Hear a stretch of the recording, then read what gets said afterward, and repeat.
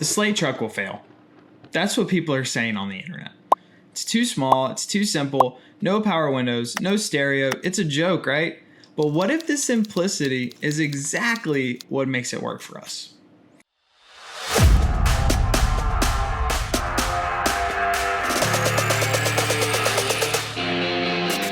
Hey, I'm Dale, and this is Everything Slate, where power meets purpose. Today we're taking a closer look at the most talked about EV that hasn't even hit the market yet. From the battery to the bed-mounted seats to those unpainted composite panels, why is Slate so different, and could that difference be a good thing? Context matters. Electric trucks today are getting heavier, glossier, and packed with tech. The Slate truck flips that trend. Instead of luxury, it promises utility, and instead of excess, it offers restraint. And that has sparked everything from confusion to mass cult followings online. I come from a background in aerospace, robotics, and EV systems, and I'll tell you, simplicity is often more intentional than people think. I'm not here to hype up gimmicks. I'm a conservative tech user by nature, but when I see a design that looks this deliberate, I'm paying close attention. Based on the chassis and the form factor, the Slate's battery appears to be a skateboard-style pack. What that means is a lower center of gravity, easier manufacturing, and likely a modest capacity. Perfect for short-range tasks that most trucks are actually used for, whether it's job sites, rural deliveries, or just around the town hauling. That means there's fewer cells and a smaller footprint, and it also probably lower the thermal stress, which means faster charging and easier replacement down the line. The question isn't whether it can outpace a Rivian, it's whether it can outlast a decade of daily use without needing a degree in software engineering to service it. But when it comes to the panels, why no paint? No paint means no problems. These composite panels aren't about cutting corners, they're about changing the workflow. With a textured surface made for vinyl wrap, Slate is inviting owners and businesses to personalize without the worry of clear coat scratches or costly repairs. I own a UV printer, and I can tell you these surfaces are a dream for high durability graphics, and whether that's fleet branding or personal style, this kind of modular aesthetic is functional by design.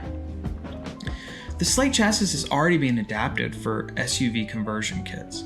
That's a clear sign of modular intent. Fewer unique parts, a shared platform, and the potential for bolt-on kits can make this one of the most versatile EV frames on the market. But let's talk about the infamous seats. Bolted right to the bed, to some that screams unfinished, but to others and anyone who's turned a wrench or worked in a shop or service bay, it means something else. It means accessibility, modularity, and no-nonsense designs. There's no carpet, no elaborate console, and no screen to fail. What you've got is a durable shell that you can use, clean, and upgrade as needed. That's an open invitation to builders, tinkerers, and fleet operators. But with that said, will the seat mounts feel solid enough over time? Will owners be looking to reinforce them with brackets maybe?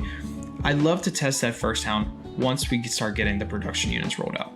For those of us who appreciate gear we can reconfigure, trailers, racks, overland gear, this kind of architecture is gold.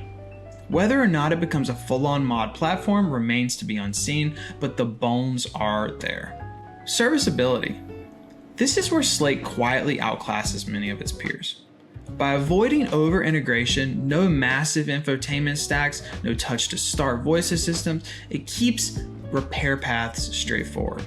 And for small town mechanics, independent operators, weekend fixers, that's a big deal.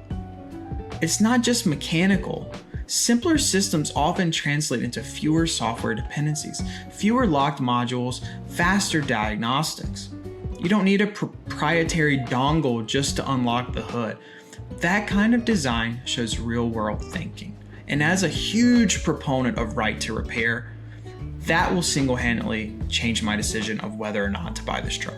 So what are the benefits? And what does Slate really offer? It's not a status symbol, it's a platform. One that trades polish for purpose. And in a world where most EVs feel like glass tablets on wheels, that's a bold move. It's not trying to win with wow factor, it's trying to work with reliability, simplicity, and enough flexibility to adapt over time. For many of us who grew up turning wrenches, that's a feature. not a flaw. So what do you think? Is the Slate just a budget EV, or is it the reset button electric trucks need? Drop your thoughts in the comments below, and in the next episode, we'll be covering additional details. Until next time, thanks for watching. I'm Dale, and this is Everything Slate, where power meets purpose.